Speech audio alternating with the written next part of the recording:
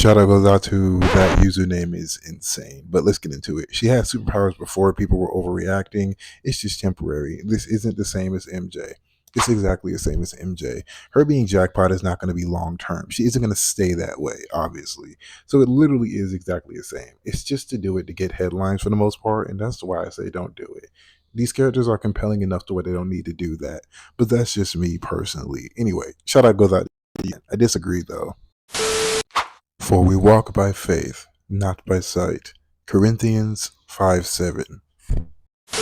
So, what if son of a bitch? Bro, this show is so. A few minutes later. I did not think that through. I have my TV playing, by the way. Yeah, it's out of the footage, but you know what I mean. Anyway, let's get into it. So, what if mother like, bro, like, honestly, dead ass, like, this is so ass. Like, people keep acting like niggas be wrong when we be saying, oh yeah, it's the MCU. It's like no one's just saying that. Like, Kevin Feige literally came out and basically said, yeah, I got a feminist agenda and I'm gonna push it, whether the male Marvel fans like it or not, even though they make up the overwhelming majority of Marvel fans. Yeah, so in my research, I found that, at least for the most part, the difference isn't as striking, at least in some cases. But the most recent study I found with this one, and it shows that obviously boys still read more than girls on average, 44% compared to the 34%. And of course, the statistics and numbers change depending on the age group. Obviously, more people who are younger are going to read it more, as you can see here in this graph here. I'll show you the other statistics to be fair and just to add some authenticity to this claim. As you can see right here in the 2019 study, 43% of men actually said that they were fans of comic books compared to the 24% of women. Again, this is a 2019 study. Moving on. And our final statistics is here. It goes as follows: 53% of male Marvel fans specifically compared to the 47%. All right. Now, as you can see, in conclusion, yes, even if it isn't the overwhelming majority, still the majority of Marvel fans and comic book fans are men. Moving on. Like, seriously, I was watching this season. I was like, bro, I noticed a trend with every season of What If that comes out. They get more and more female led stories. Like, it's crazy to me. You had this one episode that stands out where it's like, yeah, you got freaking Agatha basically like becoming a deity and a god amongst gods, and like she's overpowering even a celestial. Got a girl boss that episode up for sure. Then you had the very freaking overly freaking hyped Miss Peggy Carter constantly getting pushed and shoved in my face. Like, bro, I promise you, I don't give a about freaking Captain Britain. I don't give a about Peggy Carter anymore. Like, bro, her story died with Steve. Steve Rogers got cooked. That's it. I don't care about her on her own. Most people don't. This is literally a one Marvel character existence keeps getting pushed that has zero fans. I don't know a single person that likes this character. And she keeps getting pushed in everything, even live action. Is it a what if character gets pushed in a Doctor Strange movie? Jesus Christ, like, bro, I can't. Like, no, I'm not even trying to see here and like try to see here like this is cool. Like, no. Then like another thing, like with What If, I don't understand how they had comic accurate watchers in this season. For some reason, they just showed us Uatu most of the time. Like, bro, why is Uatu black? Why do they keep doing this? Like, it's either black or nothing. Literally, it's every time they do a race swap or a gender swap, they just make them black, female, or both. Like, just look at Riri Williams. Like, seriously. How is it that something so creatively freaking beautiful as a what if story in the Marvel Cinematic Universe constantly gets turned into the most brain dead, corny, pandering piece of garbage? Like, bro, I can't with you, bro. Riri Williams is the key to everything. Are you serious? Are you for real? Is this nigga serious? Like, bro, it's Naomi all over again. The only difference is DC actually has some sense and decided to kick Naomi's freaking ass to the curb. Don't even try to adapt it. No. But it's just, who's liking this? Who's greenlighting this?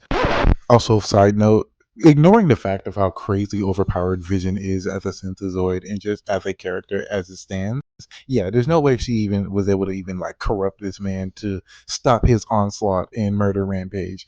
Yeah, no, I don't get it. Like, her plot armor in that episode is crazy. Whatever, man.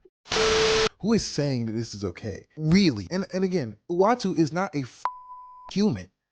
He's a freaking alien entity that's lived for eons. Why is skin tone even a thing? Let's by that logic, literally, the other watchers should be white.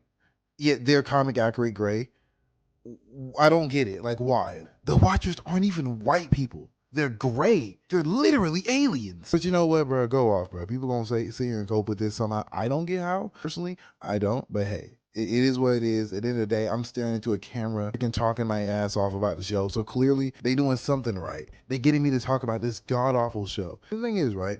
I unironically liked the Howard the Duck episode. Weirdly enough, I don't know why. It was the most random episode, but I liked it. I don't know why. Like, I just don't know. Like, maybe because it was pushing positive family values. And again, bestiality was a part of this freaking season for some reason. Also, how do they, you know, like how do they do that? Like genuinely, how do they, you know, and then she birthed the egg. It's like, you know, like, these are questions I need answers to. Like, honestly, this is wild to me. I genuinely wish that I understood what Kevin Feige is thinking. He keeps signing off on this garbage, and no one's stopping him. Do they even look at their box office numbers anymore? Do they even look at what's working and what's not? Promise you they don't. At this point, they're just like, what's gonna get the fans talking about it? Even if it's negative publicity. Literally, any publicity is good publicity when it comes to Marvel and DC nowadays, as long as they have people talking about it. Because for some reason they think just because people are shitting on it, it means, oh, people are gonna see it, right? Man, call me the Straw Hat Pirate himself. Because if you think I'm paying a dime for this shit, you are crazy. Like, bro, I would literally rather horse Starknos or rather walk on the freaking red sun of Kandor than sit here and just, you know. Let me calm down. I'm getting a little emotional. I'm trying to be better, but I just can't. I'm sorry. These type of shows bring out the worst in me. Who's asking for this? You literally had the finale of the episode show us more scenarios that we wanted to see versus what we actually got. You have a bunch of teases to the mutants, to Super Skrull. We got a lot of freaking winks and nods to things that we should have gotten. And for some reason, we got the most creatively bankrupt what ifs you've ever seen. Like, what?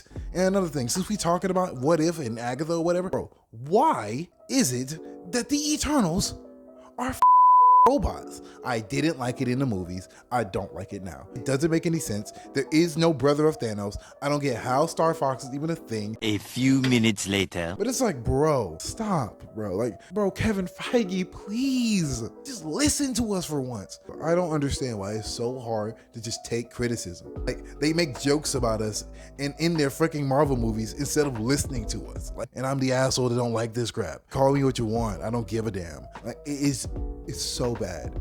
It's so bad, and I can't even try to excuse it. There's nothing good about What If, honestly. Aside from the animation, but even then, they just go bigger or go home. Like, after every season, they just have this Earth world-shattering event or this multiverse-spanning thing that never bleeds into the mainline MCU somehow. They just never cross paths with the mainline MCU. I don't get it. And the worst part about it is, gang, the more stronger you make the girl bosses, the less interesting they end up being anyway. Now they can all just do the same thing anyway. And since when can the Watcher just bless everyone with the same powers? Like,